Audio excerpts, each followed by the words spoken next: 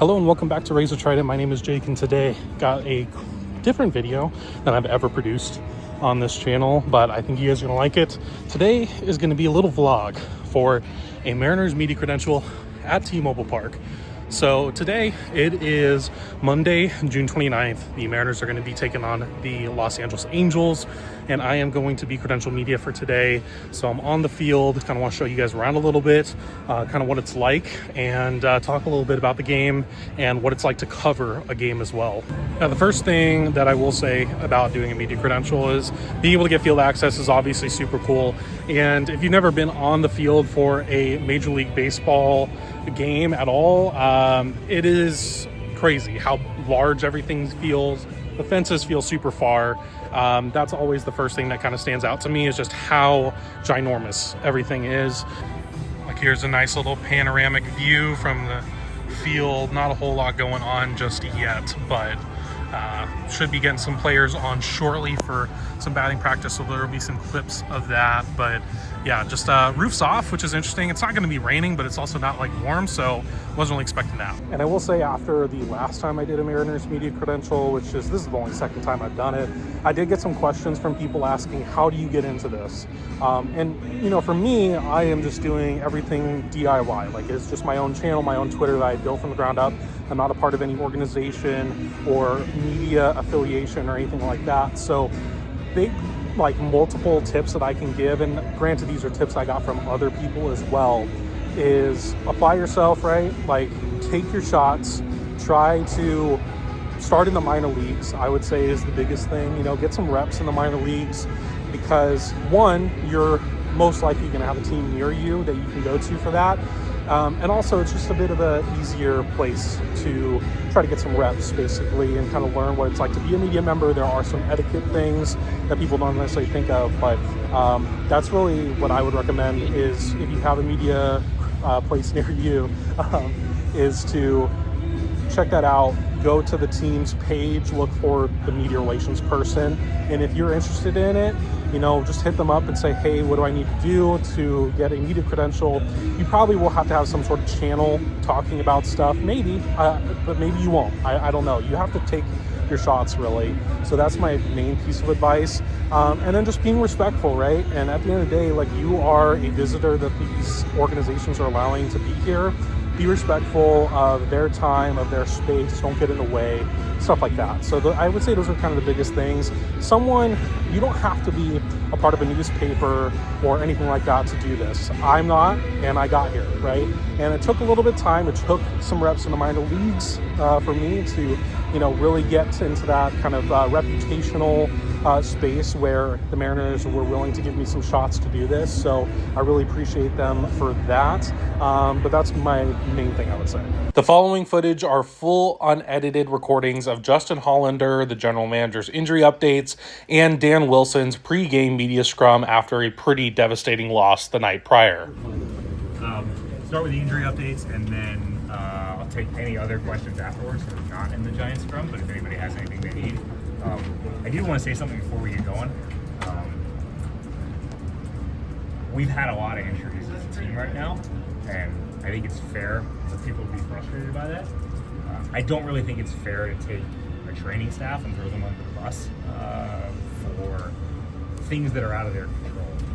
I don't think in a year where we don't have any starting pitching injuries, it's because our trainers have invented some new way to keep starting pitchers healthy.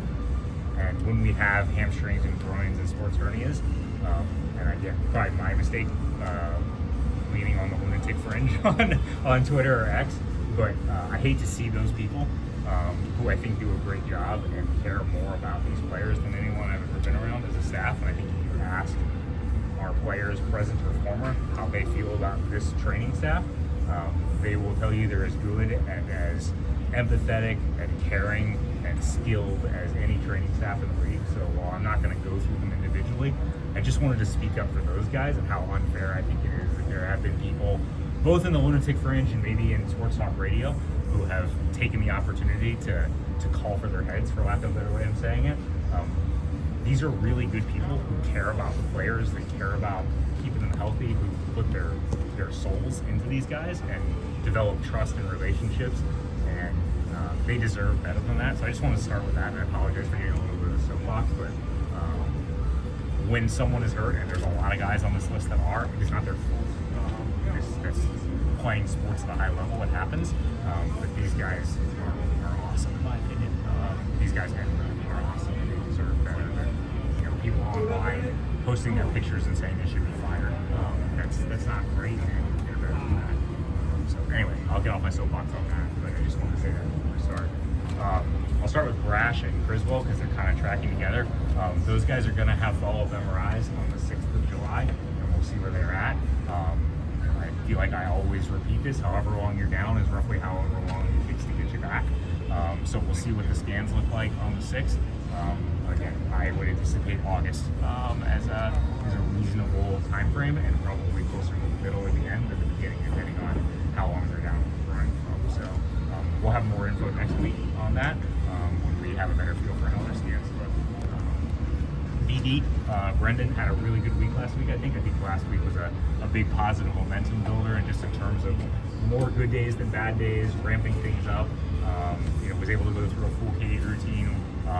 Saw some video of him running the bases, call it 75, 90%, something like that. I'm probably not the best judge of how high the effort level was, but it was certainly more than just jogging. So good week. We'll try and build on that this week and see where we are after that. I'm loath to tell you here's a date for a rehab assignment. It's just this injury is really not conducive to me doing that. All it's going to do is we'll either start it early and people will say I undershot it intentionally, or we'll start it late and people will say I was pushing good news and over optimism. So let's just see where we're at the end of this homestand. He's obviously here and barely recognizable with the haircut still, but I think last week was a really good week for him. I was really encouraged, and I think our training staff was as well. No real change in Logan Evans. Carlos Vargas, again, is in his run program, but no real change. A couple of new ones to update you on. Rob Refsnyder is going to go on the IL today. We have to go through some paperwork. He had injections in his knees last week. They have been bothering him for quite a while now. I know he's referenced that a couple times when asked about it. He's not making an excuse in any way, but I think we're to a point where he just doesn't feel like his foundation is stable enough to do the things he needs to be able to do. So he's going to go on the IL today. Buddy Kennedy is here and will take his place on the roster. I would imagine Rob will head to Arizona sometime in the next couple days and just take some time to start strengthening his lower half and see if we can work through the pain in his knees. But that is why Buddy is here. On rails and Canzone, Rayleigh's got a left forearm issue. This has happened before. I don't know where his status is going to be over the next couple days. He's going to have the doc see him tonight. Luke's pretty adamant that he can and wants to play through it. Luke is about the toughest player I've ever seen. We've all seen him wear 100 off the kneecap and jog to first base. So if he says I can and want to play through it, my guess is he will. But we'll know more on that today. On Dom, Dom's hamstring still doesn't feel great. I don't anticipate him playing the outfield right now. He wants to play through this and feels like he can contribute in the batter's box. So at this point, my expectation is that he will play through this for right now. If we get to a point where he can't, he won't. But I would expect him in the lineup tonight, and we'll just see where it goes over a period of days. There's no right answer here. It's just about what he feels comfortable doing and what he wants to do. And as you say, we'll talk to the trainers and say he feels good to go tonight. There may be some down days where he just needs a day between now and the All-Star break. So we'll just monitor that as it goes. You will see Connor Joe hanging around tonight. I don't know whether he'll be on the active roster or not. Tacoma's in town. We just didn't want to be short-handed like we were 10 days ago. Making sure that we had enough people to get through with both of those guys, sort of touch and go with how they're feeling day to day. I don't think I forgot anybody, but if I did or you have questions, let me know. I think that's everybody though. Questions? I know you're not a doctor, but we ask you to play one a lot. Yeah. If Dom Canzone, if it was his left hamstring, that back leg, would that sort of be harder to hit with? You're probably a better judge of that than me. Neither one of us are doctors, but you actually are a good hitter. I don't know the answer to that. I do know I think a big part of this for him is that he does feel like he can contribute in the box. And, obviously, watching up close and in person with a good side view on the road trip for both ends of it, it doesn't look like it's affecting him in the batter's box. His bat speed looks awesome right now. He doesn't seem shy about cutting it loose. So I'll defer to you on that, except to say that he doesn't feel like it affects him in the batter's box. Going back to the MRI on Brash, is that like, the MRI we've heard before, like, okay, everything still looks good, now let's push hard? Probably not push hard. Now it's like, how, for both those guys, it's like, what does the MRI say? Is there inflammation still, or can we begin a throwing progression? So this is not an MRI because he's had some sort of setback. This is an MRI to see what it looks like, to see if we can begin the rehab process more than just rest. Others? Questions? You sure have a laundry list, I'm guessing, Ryan? I sent you the laundry list. I'm not going to ask those questions. With Luke, I mean, obviously he wants to play, but at some point too, do you guys have to be saying, this is Yeah, I think if it were his right flexor, certainly it would be pretty tough to do. That's obviously his throwing arm, so it doesn't, or non-throwing arm, it doesn't really affect him as much. But if it gets to a point where it's affecting mechanics, it's affecting his ability to cut it loose and be free and easy. Maybe not the right words for how Luke swings, but swing very hard and confidently, then yes, we will have to step in, and that's the conversation we just had with the training staff, is that pending how the doctor feels about things, like right now, he wants to play, and he'd rather not have downtime. If he can't compete and he's showing signs of changing what he does and needs downtime, then we will have to step in and tell him it doesn't matter how tough you are, it's affecting you.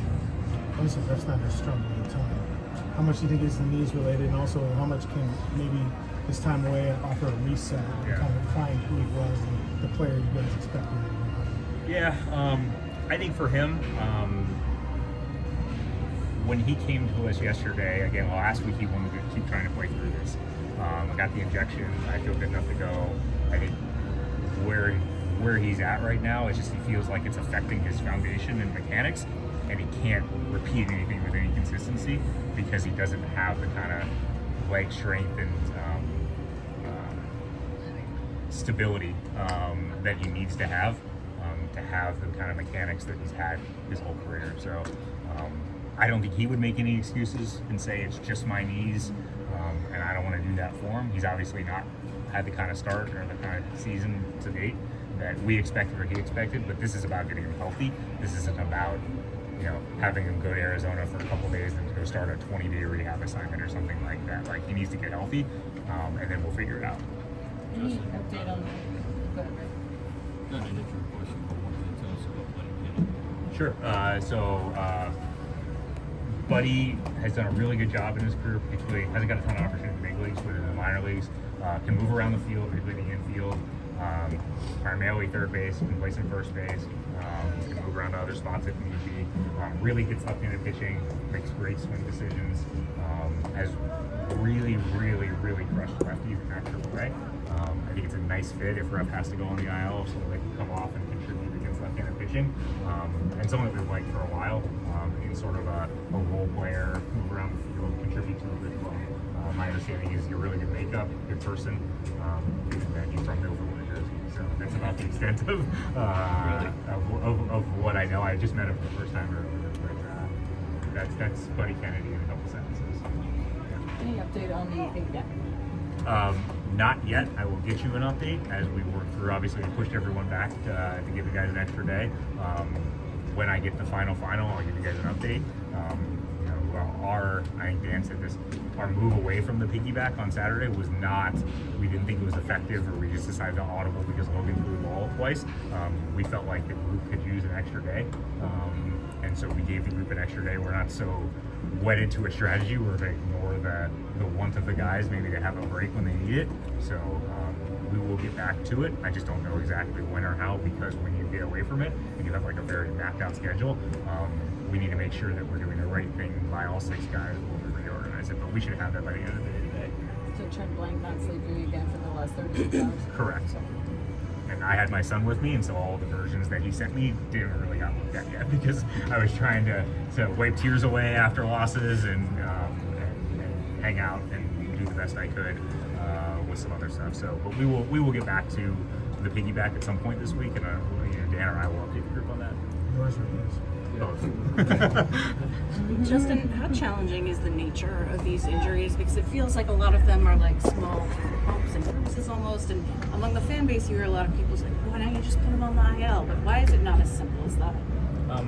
It's not as simple as that, because the IL is for 10 or 15 days, and somebody may need 2 days. And when you think about the idea of Randy Arozarena potentially not being available for 2 days versus 10 days, that's a big difference in a baseball season. And if we can find a way to get through playing maybe a man short, ideally not 2 guys short, for a couple days, that's better. And we've had a lot of sort of one-off unusual situations, Framber drills JP in the hand, and you don't really know how that's going to go. It's kind of you have to see how the swelling is going to feel a day. Some days, Julio got hit the other day, he felt fine, and the next day the swelling went down. JP got hit and didn't feel fine for 4 days afterwards. You don't really just want to force guys on the IL and bring up a player from AAA, just being candid, because usually the players are in AAA are not as good as the players in the big leagues, particularly when it's guys that are all-stars, guys that are sort of foundational pieces to our lineup. The other part of it is like our guys are pretty tough. Like you look around the Diamonds as a general rule, we have a lot of guys that play through things.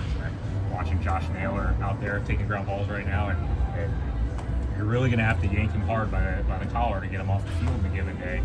But when he says he needs a day, you kind of got to give him a day, because he grinds through a lot. JP's the same way. Julio and Randy played like 160 games each last year, and almost all of them in the field. Like these guys are tough; they want to play. I don't know if I can say this now. Like Luke Raley's a badass. Like he will run through a wall to help the team win a game. How do we as an organization measure his own toughness versus what's the right thing for him and the team? Like there's no science behind that. It's just trying to create open communication lines about pain tolerance and about what the training staff or the hit staff or the pitching coaches see. Like, are we changing mechanics, or are we just fighting through things for a day or two until we can get on the other side of this? So it's certainly not that easy. Obviously, I would love to come out here and give everybody definitive answers every day. Like, this player will be out 10 days. Matt Brash will be back August, though, whatever. Can't do that, and no one can do that. But yeah, it is a challenge day to day right now. But there's 29 other teams that have challenges right now, and no one's going to feel sorry for us. Like, our charge is to go win more games than we've won. So the injuries stink, but they are also not an excuse, and I don't think anybody in our organization feels that way. Our own ballpark and feeling the energy here. Kind of an odd series with the off day on Wednesday, but looking forward to we kind of talked about it yesterday, sort of regrouping and moving forward, and I think it was a tough road trip for sure, but I think brighter things are ahead for us, and I think the result wasn't good yesterday, but I think the process that we took to get there was really good, and our at-bats were better. I think the approaches were better, and that just the overall sense of where we were as a team was much better yesterday, and I think it bodes well for where we're headed, and a good one to build on for us. And it's just a tough result, but George on the hill today, just to start us on the right path, and the Angels in town, obviously, and George has stormed well against them, and it should be a good one tonight to get us back on track. Yeah, we got the news on Ref Snyder, and still kind of waiting here on Raley. How difficult is that? I mean, obviously with Ref, he's been struggling with Luke, not knowing whether you can use him or not, maybe being short-handed again. Yeah, I think obviously injuries are tough. Obviously injuries, make it difficult, but at the same time, these guys are really trying to grind it out and play hard, and we have to make adjustments. That's what this game's all about, and hopefully Luke is going to be all right, and we'll be able to keep going.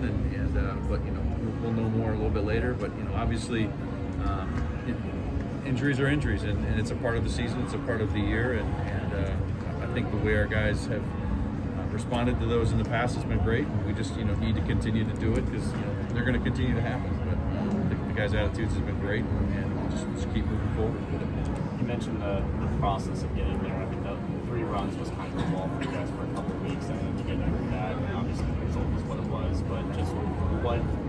to about yesterday's game and getting to that point compared to the Yeah, I mean, I think I just feel like you know, the way we approached our at bats from beginning to end, you know, getting on the board early obviously is a key for us, and that was something that we were able to do. I thought our at bats throughout the game continued to be strong, and even when we lost the lead, being able to come back against their closer and continue to fight and continue to put up great ABs. And you know, I think those are all really good signs for just our overall approach. And, you know, I think very positive aspects that you can take away from a tough loss, and you know, that's something that, like I said before, we can build on.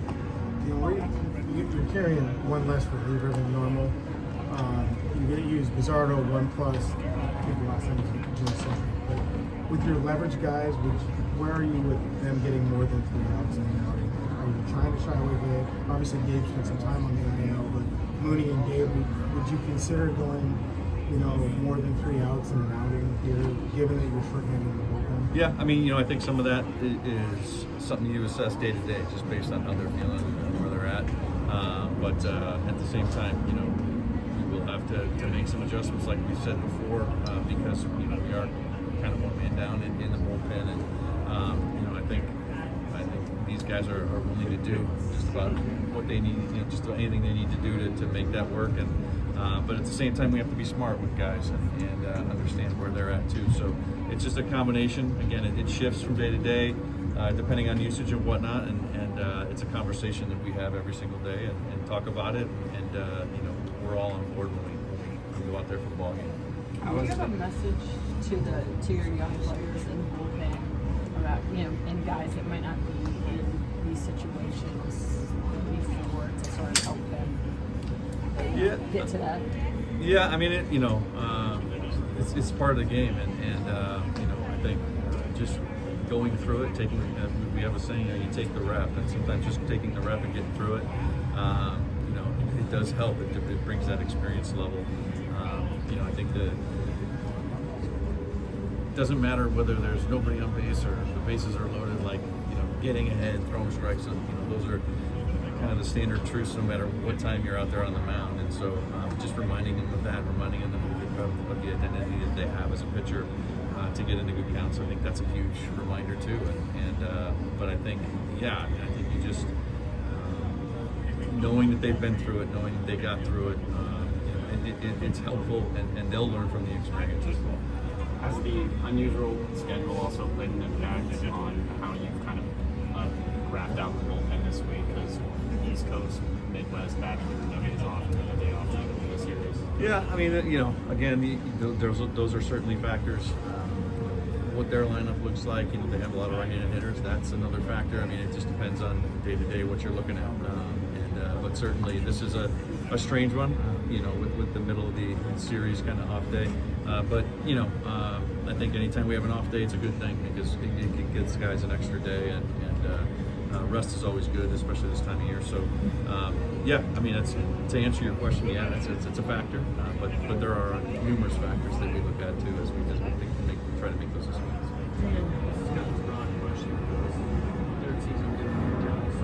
First season wasn't a full season, but you've been on the job. So what about the flag on the job? You know, what have you done for these, you know, almost 2 years doing these strengths?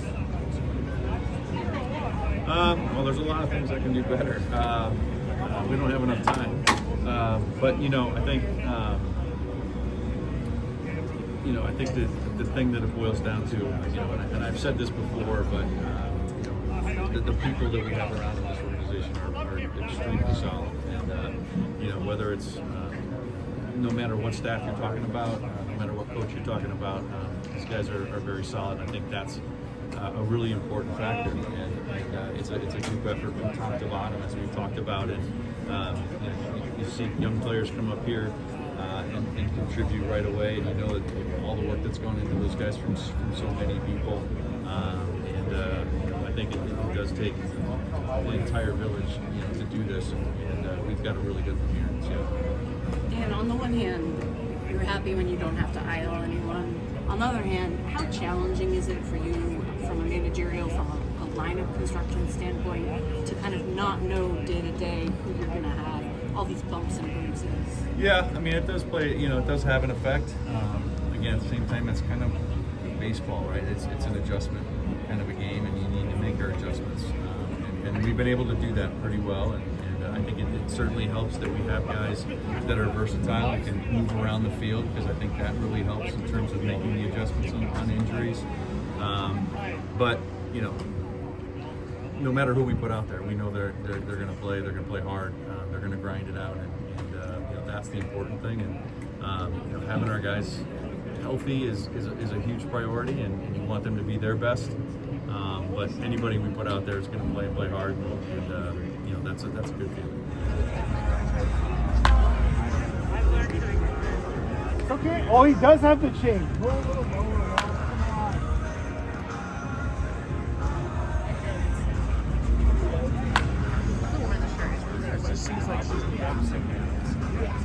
Welcoming to the vlog from the 300 level at T-Mobile Park. We got TJ and Lyle from the Marine Layer. You guys know who they are. So we're going to talk a little bit about what's going on with the Mariners right now. I mean, they are now under 500. They are out of first place of the AL West. Let's give one-word answers how we're feeling about the team right now. Baseball, Mariners certainly happy to be Tough. home as they start Okay, fair enough. Frustrating. Maybe that's the G-rated version. Okay, fair enough. All right. So obviously there was a really gut punch loss last night. Go into the 8th inning with the lead, and then you cough it up and don't get it back in Cleveland and end up losing the series. So, like, just overall, where the Mariners are at right now, like, can you guys talk to a little bit about like what the vibes are like, just even being able to cover the team in such a tough stretch, and kind of how that makes your job either easier or harder? For me personally, it is much different than anything I've experienced being at the park more than, I don't know, a handful of times a year when I didn't used to live in the state. And like 24, for example, Lyle was around that a little bit more when things were going downhill and Scott got fired and the team was really up and down. I didn't get to experience that as much. What I'm experiencing now is definitely a little bit different vibes than what we experienced last year. I think most people can comment on this, whether you're a fan watching on TV or you're here at the park every day. The vibes just aren't as fun. Yeah. It's not as fun to be, you know, a favorite that's not performing, unlike the Mariners last year, who were not a favorite but ended up winning anyways. When that's kind of flipped around, people are going to feel a little conflicted. Yeah. Look, this isn't to say it can't turn around. It can, and I feel like that's what's missing, is they just need a spark. And I don't know who's going to provide it. I don't know if it's Cal getting hot or Julio getting hot or just the team collectively starting to win some games in bunches. But yeah, it does feel like, if I could really put it into one nutshell, that the weight of expectations as we're sitting here at the end of June is weighing on them a little bit. They haven't really had expectations like this. This group has never been faced with expectations certainly as high as being the second highest favorites in terms of the odds to win the World Series entering the season. So now as they sit a game under 500, I think it's only natural that it might be getting to them a bit. And at some point, they just need a spark from somebody or multiple guys to help turn this thing around. Because if it doesn't, and if you don't get a spark from somebody, then this is going to keep going. And if it keeps spiraling the wrong way, then you're in for some really, really tough months as the summer goes along. And speaking to those expectations, I mean, you are correct that they haven't really had the expectations like they have had this year. I mean, we're talking about a team that just came off 8 outs away from the World Series, and you know, they are a really talented roster. They're one of the more talented rosters, even with the injuries, and I would say the entire American League, but they just haven't been able to live up to that. Now, yes, I would say there is an argument to be made like, well, it's probably just overwhelming for them to have these expectations, and I think that's almost where the frustration gets a little bit more than that, because guys like Cal Raleigh, guys like Julio Rodriguez, they're not rookies, right? Like, you want these guys, and Josh Naylor's a veteran of the game. You need to have your veteran players be the leaders on this team, and I'm not necessarily saying they haven't been per se, but at the same time, when all of them are performing below what you would expect from them, and Cal's kind of a hard part, because I think a lot of people wish he was 2025 Cal, which at the end of the day, I would just take 2024 Cal, and that would be fine. I think it's frustrating that, you know, we're over half of the way in, half of the season in at this point, and there's still this problem of like, will they live up to expectations? And it's just like, I mean, they have a veteran core. Like, they need to step up and get this team into a shape where they're winning ball games at this point. Even as weak as the American League is, they need to win ball games, and they need to start showing some sense of urgency. So do you guys kind of agree that, like, it feels like there's almost a lack of sense of urgency going on in this club right now? I mean, you do want to see him play with a little bit more fire. I would love to see him play with a little bit more fire, but I do wonder if part of it too is just seeing the reality of the on-field product of when you have your catcher hitting 60 home runs and competing for an MVP to a catcher that's been a below league average bat for the majority of the year. He's obviously missed time and Cal's had to battle some injuries. The on-field results though is a product of that. I mean, if Cal was doing 2025 Cal things, this team's record would look a lot different. But if he was even 22, 23, or 24 Cal Raleigh right now, I think this team would be a few games above 500. I don't think they would have dropped as many. Hopefully he would have been healthy the whole year if that was the scenario. But you heard Cal talk about it just the other day about, there does need to be more of a sense of urgency. He talked about that everybody's got to pick it up a little bit more, including himself. And as we're over halfway through the season, that's true. They do need to pick it up. They do need to play with some fire. They do need to get hot here. A couple guys need to spark the offense. I would also, I guess, say that it's funny. You think back to last year, they didn't really do that until the final 3 weeks. Like, this team was hovering around 500 for as long as you could imagine. And then finally, honestly, it was later than August. Remember how bad it was against the Rays in the Rays series, and everybody thought that they were going to end up missing the playoffs at one point. You look at the online discourse after that Rays series, and the final 3 weeks they turn it around and they end up making the playoffs. They essentially won 15-16 in that stretch. So you can't rely on 15-16 again. You just can't, because that's a crazy stretch. But you just have to hope that at some point, as the second half rolls along here, at some point that fire is ignited. I would say urgency is a good word, but there's no way to really measure urgency besides, I'd say, wins and losses. And there is still half the season left. Here's something we can measure. What is the Mariners' identity this year? Do the Mariners have an identity this year? I honestly don't think they do have an identity, besides being maddeningly inconsistent. Last year, you could say this team hit a bunch of home runs, led by an MVP runner-up catcher, and at the end of the year, I mean, they leaned into the rotation a little bit. They had a really excellent Andres Munoz last year.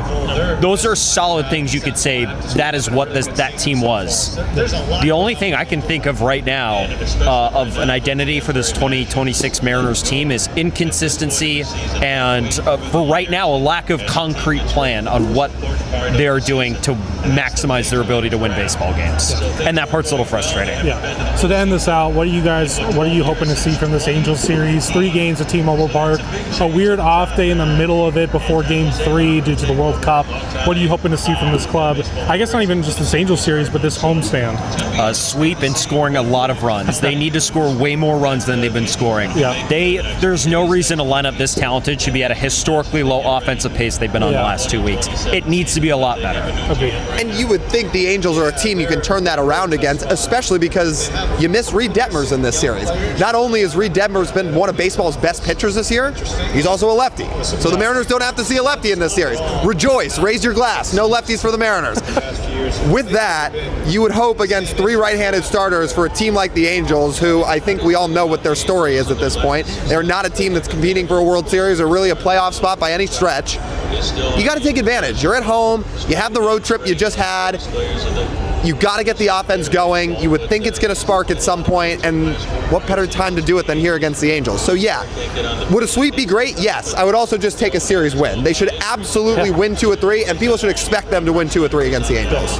All starts tonight. The first pitch is about to happen. George Kirby against a righty with an 8 ERA. So we're going to hope it starts off on with a successful W. We'll see. But thank you to TJ Lyle for being a part of the vlog. It's been appreciated that you guys have the time, and let's win some games. Like, that's what we need to do. That is going to do it for my media credential on June 29th for the Mariners. The Mariners win 6-2 against the Los Angeles Angels of Anaheim. 3 homers, 1 from Dominic Canzone, lefty on lefty, absolutely crushed, and then 2 just absolute nukes as well from Cole Young, his first career multi-homer game, so it's nice to watch a little history on that front. And then George Kirby, just goes absolutely insane. 8 innings pitched, only 2 earned runs, 7 Ks. Great stuff from him.